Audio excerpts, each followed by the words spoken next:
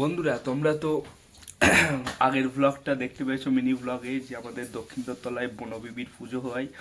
তো সেখানে পুজো দিতে গিয়েছিলাম।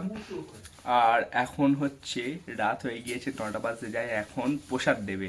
তো চলো তোমাদেরকে সেটা দেখাই, আর মন্দিরটা আরেকবার দেখাবো।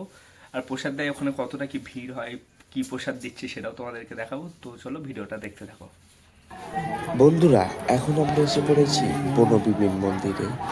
এই পুজোটা প্রত্যেক বছরই হয়ে থাকে। আর তোমরা এর আগেও শর্টে দেখেছো, এই মন্দিরে আমি আর আমার মা পুজো দিতে এসেছিলাম। আর এই মন্দিরের পাশেই দিচ্ছে খিচুড়ি আর পায়েস ভোগ, যেখানে দেখতে পাচ্ছ অনেক ভিড় জমেছে।